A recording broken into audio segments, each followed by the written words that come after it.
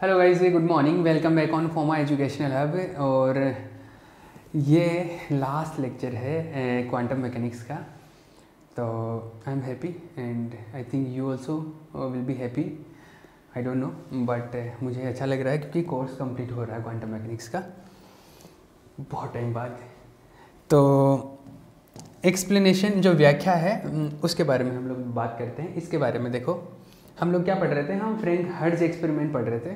और Franck Hertz experiment में हमने कुछ चीज़ें बात कर ली थी कि फ्रैंक हर्ट्ज एक्सपेरिमेंट होता है, ये ऐसा होता है, इसमें एक ये थर्मियोनिक प्लेट लगा होता है, कैथोड प्लेट होता है यहाँ पे, इसको बोलते हैं कैथोड। और ये है तापायनिक उत्सर्जन होता है, मतलब यहाँ पर गर्म करके टेम्परेचर इंक्रीज करके इलेक्ट्रॉन उत्सर्जित किए जाते हैं। यहाँ पर एक ग्रिड लगा होता है, मतलब एक जाली लगी हुई होती है, और यहाँ पर एक और प्लेट लगी होती है, कलेक्टर प्लेट। अब किस तरीके से क्या क्या चीज़ें होती है इसके बारे में थोड़ा सा हम लोग बात कर लेते हैं। ये मैंने बता दिया ना, ये बातें मेरे को लिखवानी है यहाँ पे हम लोग, तो हम लोग लिख लेते हैं इसको। तो जैसे व्याख्या जो है, एक्सप्लेनेशन, देखो कहीं पे भी अगर थ्योरी लिख रहे हो ना फिजिक्स के अंदर, तो आप पॉइंट बना के लिखा करो। अगर डेफिनेशन या वो जनरल इन्फॉर्मेशन है, उसके अलावा अगर कोई बहुत ज़्यादा डिटेलिंग कर रहे हो, किसी चीज़ की डिटेल में बात कर रहे हो, तो उसके पॉइंट बना के लिखा करो, ताकि पढ़ने में भी एग्जामिनर के लिए आसानी हो, तो इससे मार्क्स भी अच्छा आते हैं। ठीक है, तो व्याख्या जो है, एक्सप्लेनेशन लिखो इसका। तो सबसे पहले मैं ये जो जो चीज़ें लिखी है ना, इसी के बारे में मैं बात करता रहूँगा, जैसे जैसे लिखी है ना उसी के में। तो पहला पॉइंट लिखो, फ्रैंक हर्ट्ज प्रयोग में एक कांच की नलिका प्रयुक्त की जाती है। फ्रैंक हर्ट्ज प्रयोग में एक कांच की नलिका प्रयुक्त की जाती है। फ्रैंक हर्ट्ज प्रयोग में एक कांच की नलिका प्रयुक्त की जाती है। एक glass tube is used in this experiment. एक glass tube is used in this experiment. कांच की नलिका प्रयुक्त की जाती है। इसमें वाष्प अवस्था में पारे के परमाणु भरे होते हैं। इसमें वाष्प अवस्था में पारे के परमाणु भरे होते हैं। पारे के ब्रैकेट में लिखना Hg। इसमें वाष्प अवस्था में पारा के परमाणु भरे होते हैं। इसमें वाष्प अवस्था में पारा के परमाणु भरे होते हैं। ठीक है, is used in this experiment. ठीक है, मर्क्यूरी एटम्स, ब्रैकेट में लिखना Hg, mercury atoms are filled in vaporised form. Mercury atoms are filled in vaporised form, in vapour form, ऐसे लिख लो, in vapour form in this tube, in the vapour form, in the vapour form in this tube. ठीक है, एक point हो गया, इसकी कहानी कंप्लीट कर ली हमने। अब दो बैटरी है अपने पास में, है ना। मैं पहले कैथोड को डिस्कस कर लेता हूँ, बैटरी को बाद में डिस्कस करूँगा, कैथोड को डिस्कस कर लेता हूँ। तो सेकंड पॉइंट लिखो, कैथोड प्लेट पर, कैथोड प्लेट पर ऊष्मीय ऊर्जा से तापायनिक उत्सर्जन किया जाता है। तापायनिक उत्सर्जन किया जाता है, अर्थात इलेक्ट्रॉन उत्सर्जित किए जाते हैं। तापायनिक उत्सर्जन किया जाता है, अर्थात इलेक्ट्रॉन उत्सर्जित किए जाते हैं, अर्थात इलेक्ट्रॉन उत्सर्जित किया जाता है, इलेक्ट्रॉन उत्सर्जित किए जाते हैं। इंग्लिश में लिखो, on the cathode, on the cathode by increasing temperature, by increasing temperature thermionic emission, thermionic emission of electrons, thermionic emission of electrons takes place. ठीक है, ये कैथोड के बारे में भी होगी बात। अब ग्रिड के बारे में बात कर लेता हूँ, एक ग्रिड के बारे में बात कर लेता हूँ, ग्रिड के बारे में बात कर लेता हूँ। एक ग्रिड इज यूज्ड, ये grid is used in the middle of, in the middle of the tube, in the middle of the tube, in the middle of the tube, tube के मध्य एक ग्रिड प्रयुक्त किया जाता है, जाली बोलते हैं इसको वैसे, एक ग्रिड प्रयुक्त किया जाता है, एक ग्रिड प्रयुक्त किया जाता है। अब बैटरी के बारे में बताता हूँ, ये हो गया ग्रिड। बैटरी के बारे में बात करते हैं। बैटरी, इस प्रयोग में दो बैटरी B1 व B2 प्रयुक्त की जाती है। दो बैटरी B1 व B2 प्रयुक्त की जाती है। एक बैटरी जिसकी वोल्टता V है, एक बैटरी जिसकी वोल्टता V है, ग्रिड व कैथोड के मध्य, ग्रिड व कैथोड के मध्य, तथा दूसरी बैटरी B2, दूसरी बैटरी B2 जिसकी वोल्टता V नॉट, जिसकी वोल्टता V नॉट है, ग्रिड व संग्राहक प्लेट के मध्य लगाई जाती है, ग्रिड व संग्राहक प्लेट के मध्य लगाई जाती है, संग्राहक प्लेट के मध्य लगाई जाती है।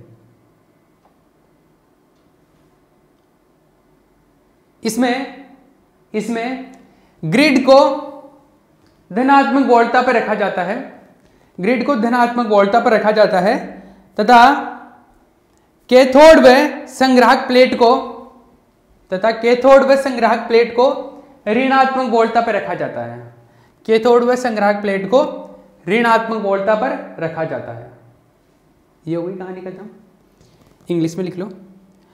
कैथोड तक हो गया था ना इंग्लिश में, अभी मैं ग्रिड के बारे में भी हो गया था, बैटरी के बारे में है ना। तो लिखो, इंग्लिश में लिखो, there are used to batteries, there are used to batteries B1 and B2, there are used to batteries B1 and B2 of voltages V naught, of voltages V and V naught, of voltages V and V naught respectively, respectively. First battery is applied between, first battery is applied between cathode and grid, cathode and grid, and second battery is applied between collector plate and grid, and second battery is applied between collector plate and grid। ठीक है, दूसरी battery यहाँ पे लगाई जाती है। और किस तरीके से लगाई जाती है? इस तरीके से लगाई जाती है कि ग्रिड पॉजिटिव रहे, ये दोनों नेगेटिव रहे। These batteries are applied in such a way, these batteries are applied in such a way that grid is at positive voltage, grid is at positive voltage and grid is at positive voltage and collector plate and cathode, collector plate and cathode are at negative voltage, collector plate and cathode are at negative voltage, are at negative voltage। ठीक है, are at negative voltage। Clear है, बात समझ आई? चलो, ये बात समझ में आ जाती है, क्लियर है हमारे को। यहाँ से आगे बात करें, बिल्कुल आगे चलते हैं हम लोग। कांच की नलिका हो गई है, ग्रिड हो गया, संग्राहक प्लेट, संग्राहक प्लेट के बारे में बात कर लेते हैं। संग्राहक प्लेट, अब देखो इसमें क्या होता है, इसकी जब क्रियाविधि पढ़ेंगे वर्किंग, उसमें ये चीज़ जाके समझ में आएगी अपने को। काफ़ी टाइम है ना, हो जाएगा आज इसमें। यहाँ से जैसे इलेक्ट्रॉन निकलते हैं तो यहाँ से इसके बीच में ये पॉजिटिव है तो अट्रैक्ट करेगा, पॉजिटिव है ना, इसको पॉजिटिव रखा, और पॉजिटिव भी कितने वोल्टेज से? V वोल्ट है। इसके बीच में, इसके बीच में जो बैटरी लगी है वो V वोल्टेज की बैटरी है, मतलब इन दोनों के बीच में V वोल्टेज लगाया गया है एक तरीके से।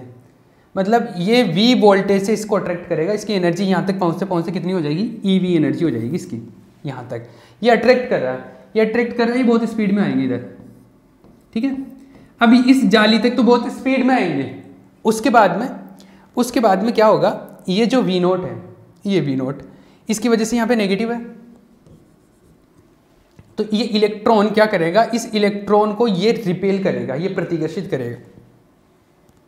तो इस इलेक्ट्रॉन को ये क्या करेगा, रिपेल करेगा, इधर प्रतिकर्षित करेगा। तो जिनकी एनर्जी काफ़ी ज़्यादा है, इस V नोट से ज़्यादा है, वो तो यहाँ तक पहुँच जाएंगे, और जिनकी एनर्जी इतनी नहीं है वो क्या होंगे, यहाँ पे रुक जाएंगे बीच में। इसके साथ एक दूसरी चीज़ ऐसे और होती है, तो जो यहाँ पे पहुँच गए वो कहाँ पर जाके पहुँचेंगे, कलेक्टर प्लेट पे। ठीक है, तो इस कलेक्टर प्लेट के बारे में, संग्राहक प्लेट के बारे में थोड़ी सी बात कर लेते हैं, फिर इसकी क्रियाविधि के बारे में बात करेंगे हम लोग। तो लिखो,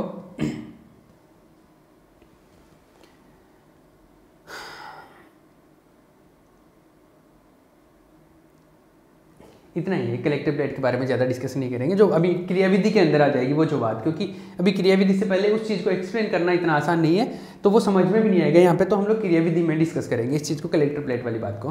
तो इसकी क्रियाविधि के बारे में बात करते हैं हम लोग, वर्किंग के बारे में बात कर लेते हैं। वर्किंग, क्रियाविधि, क्रियाविधि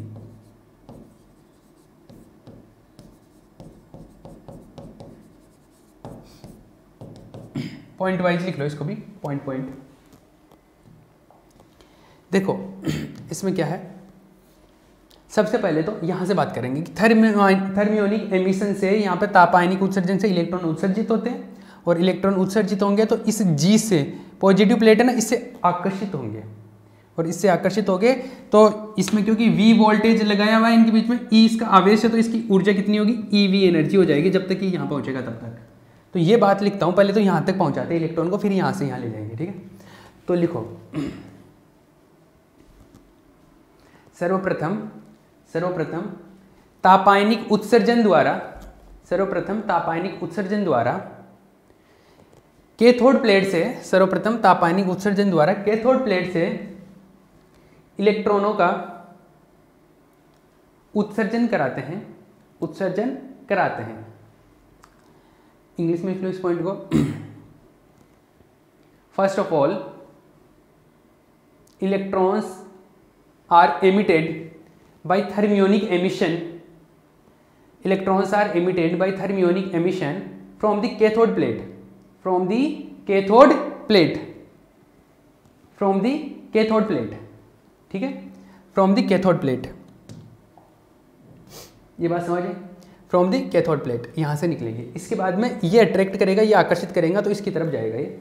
तो लिखो सेकंड पॉइंट, लिखो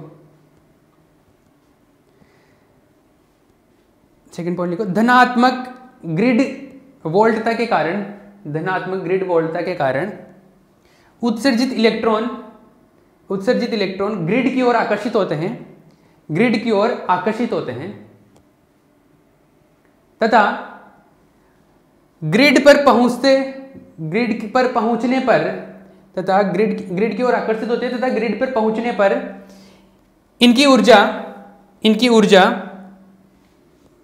EV हो जाती है। E तो इलेक्ट्रॉन का आवेश है, क्योंकि एनर्जी क्या होती है, एनर्जी होती है यहाँ पे पोटेंशियल, Q इंटू V होती है, तो V तो पोटेंशियल होता है और E क्या होता है, चार्ज, तो EV हो गया। एनर्जी कितनी होगी, EV हो जाती है, एनर्जी EV हो जाती है, एनर्जी EV हो जाती है।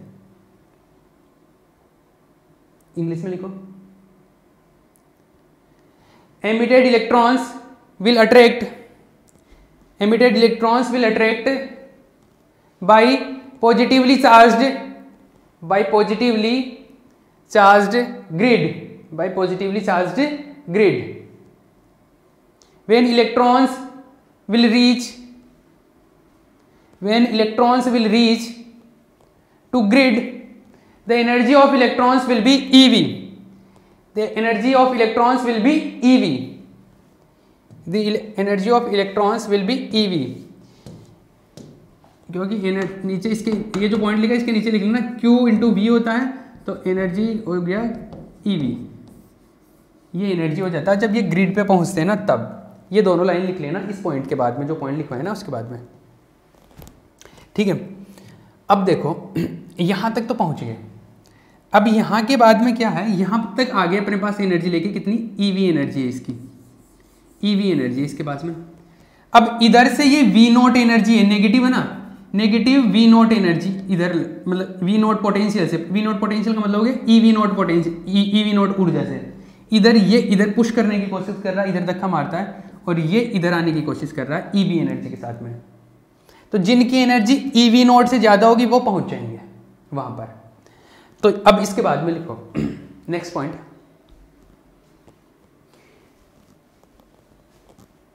पॉइंट, लिखो, इसको मंदक बैटरी भी बोलते हैं। मंदक मतलब ये ओपोज करता है ना, मंद करता है इसकी गति को, मतलब स्लो करता है, डी एक्सेलरेट करता है, तो डी एक्सेलरेटिंग बैटरी भी बोल सकते हैं इसको, मंदक बैटरी बोला जाता है, मंदक डी एक्सेलरेटिंग। तो लिखो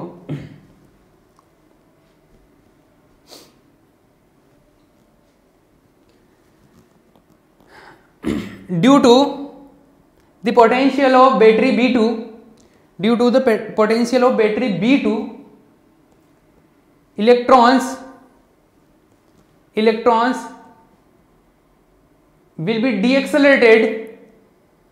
will be deaccelerated between grid and collector plate, will be deaccelerated between grid and collector plate। इसमें लिखो मंदक बैटरी B2 की वोल्टता V0 के कारण ग्रिड व संग्राहक प्लेट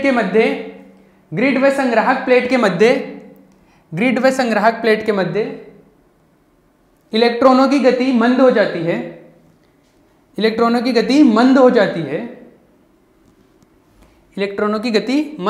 है, इससे ज्यादा एनर्जी होगी वही पहुंचेंगे वहां पे। तो लिखो नेक्स्ट पॉइंट लिखो, जिन इलेक्ट्रॉनों की ऊर्जा EV0 से अधिक होती है, जिन इलेक्ट्रॉनों की ऊर्जा EV0 से अधिक होती है, वो इलेक्ट्रॉन ही संग्राहक प्लेट पर पहुंच पाते हैं।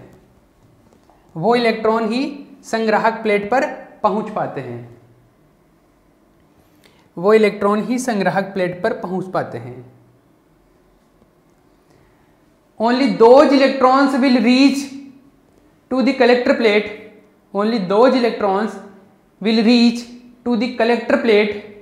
which have energy more than EV0, ठीक है। इतनी बात समझ आई? चलो इतनी बात क्लियर हो गई। अब आगे बात करें।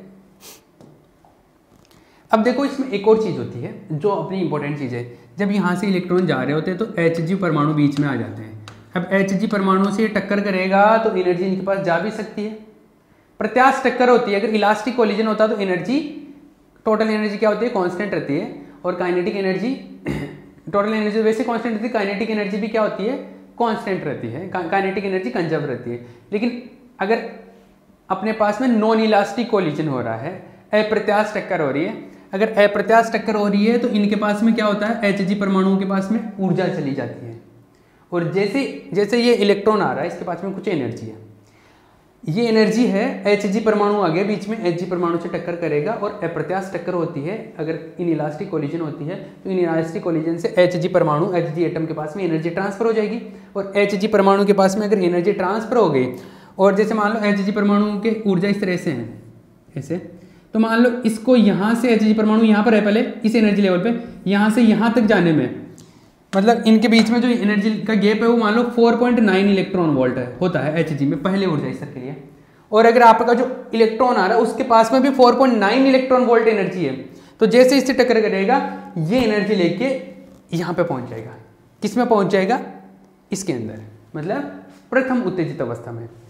और अगर जो इलेक्ट्रॉन आ रहा है उसके पास में 9.8 इलेक्ट्रॉन वोल्ट एनर्जी है, तो सेकंड एनर्जी लेवल होता है, उसके बीच द्वितीय ऊर्जा स्तर बोलते हैं इसको, सेकंड एनर्जी एक्साइटेड स्टेट। इसके बीच, इसके लिए 9.8 इलेक्ट्रॉन वोल्ट की जरूरत होती है Hg परमाणु को, मर्क्यूरी को।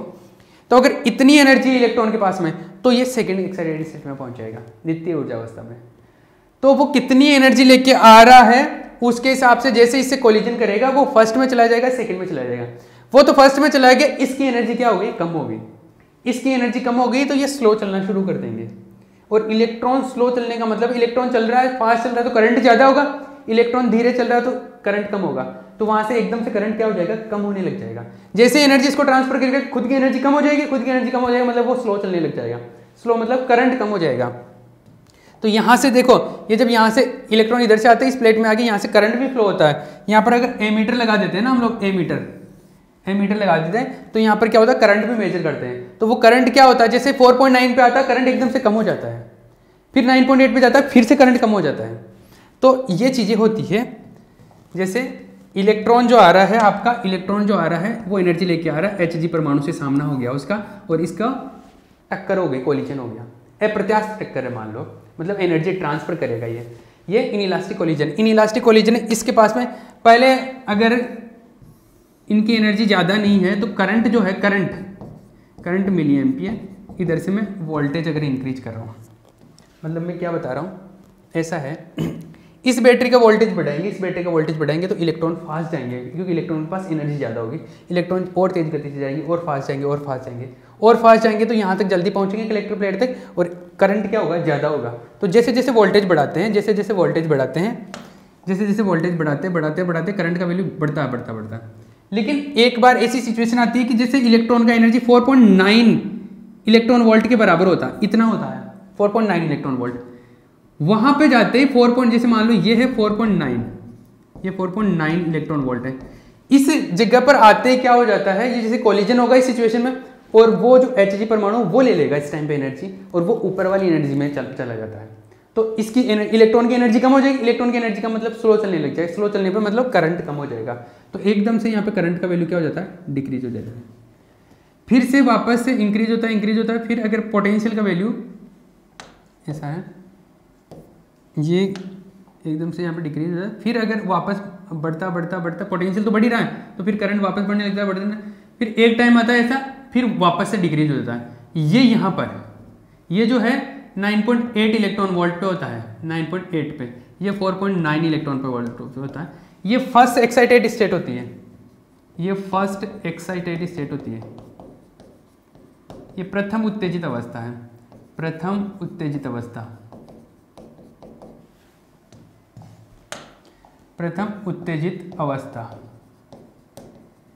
ये द्वितीय उत्तेजित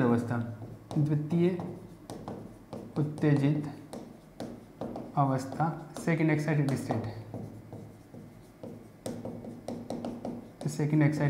स्टेट, ठीक है। तो ये दो इस तरीके से और भी आगे मिलते रहते हैं, लेकिन यहां से हमने को यही पता चलता है कि 4.9 इलेक्ट्रॉन वोल्ट पे एनर्जी ट्रांसफर हुई है, मतलब उसका जो एनर्जी लेवल है 4.9 इलेक्ट्रॉन वोल्ट पे है, दूसरा 9.8 पे। तो इस तरीके से अपने को क्या है, ऊर्जा स्तर के बारे में पता चलता है कि जो एनर्जी लेवल है वो कैसे मिलते हैं, वो यहीं से तो पता चलता है, यही तो था फ्रैंक-हर्ट्ज का मोटो। तो ये हो गया, तो इसके अंदर लिखो, नेक्स्ट पॉइंट लिखो, टाइम कितना बचा है, टाइम है अपने पास में, लिखो जब इलेक्ट्रॉन कांच की नलिका में गति करते हैं, तो Hg परमाणुओं से टक्कर होती है, Hg परमाणुओं से दो प्रकार से टक्कर होती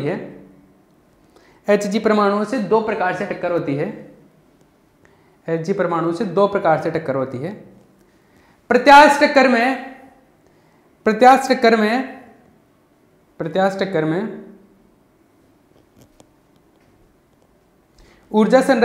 गतिज ऊर्जा संरक्षित रहती है, प्रत्यास्थ टक्कर में गतिज ऊर्जा संरक्षित रहती है, परंतु अप्रत्यास्थ टक्कर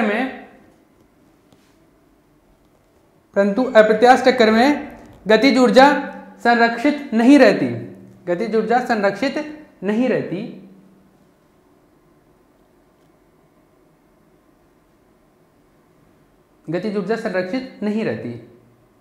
इंग्लिश में लिखो, when electrons move in glass tube, they can collide with mercury atoms, these can collide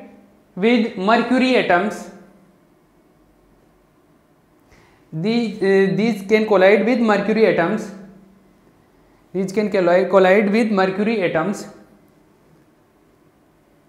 There are two type of collisions, elastic and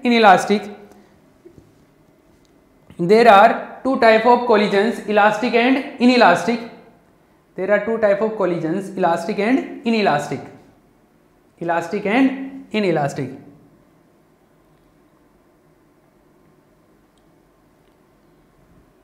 प्रायोगिक रूप से यह देखा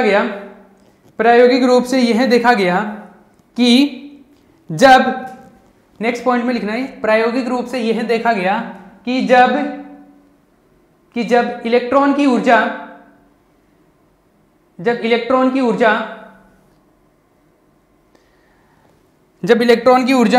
4.9 इलेक्ट्रॉन वोल्ट या 9.8 इलेक्ट्रॉन वोल्ट होती है, 9.8 इलेक्ट्रॉन वोल्ट होती है, तो यह Hg परमाणुओं को ऊर्जा स्थानांतरित करता है। तो यह Hg परमाणुओं को ऊर्जा स्थानांतरित करता है, जिसके कारण धारा के मान में कमी होती है, जिसके कारण धारा के मान में कमी होती है। इंग्लिश में लिखो, experimentally it is found that when the energy of electrons is 4.9 electron volt or 9.8 electron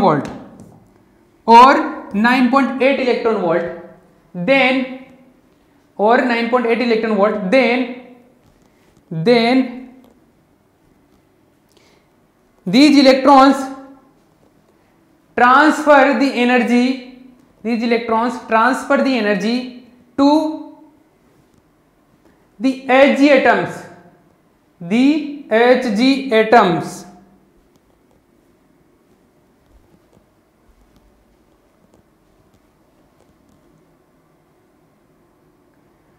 Due to this effect, the value of current decreases, and Hg atoms go into first and second excited state. Hindi में लिख लो, go into first and second excited state. Hindi में लिखो, Hg परमाणु ऊर्जा ग्रहण कर प्रथम तथा द्वितीय ऊर्जा अवस्थाओं में उत्तेजित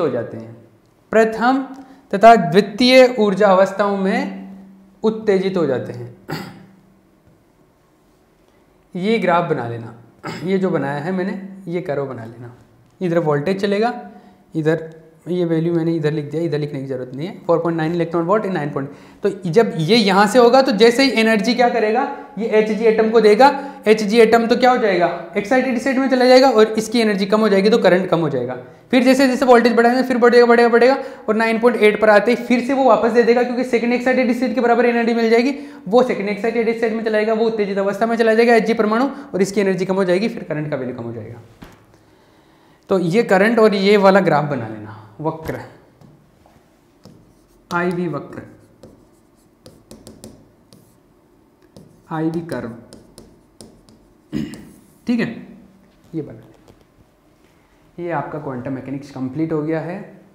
कुछ न्यूमेरिकल्स और कुछ छोटे क्वेश्चंस मैं और करवाऊंगा, एग्ज़ाम तक मैं इंपॉर्टेंट चीज़ें भी बताता रहूँगा, तो इसके ऊपर और वीडियोज अवेलेबल होते रहेंगे।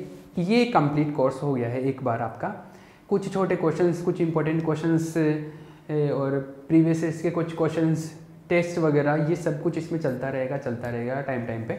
बाकी ये यहाँ पे फिनिश हो गया है और क्वांटम मैकेनिक्स फिनिश हो गया है। आप फीडबैक दे सकते हैं कि पूरा कोर्स कैसा रहा, आपका एक्सपीरियंस कैसा रहा, और आप मुझे बता सकते हैं। और भी कुछ अगर इससे रिलेटेड या कुछ बातें अगर आपको बतानी है इससे क्वांटम मैकेनिक्स से रिलेटेड, या कुछ प्रॉब्लम्स है, कुछ डाउट्स है, तो जो भी किसी का भी डाउट है वो मेरे से डिस्कस करें। कुछ ज़्यादा ही इंपॉर्टेंट डाउट होगा तो मैं उस पर वीडियो भी बनाऊंगा।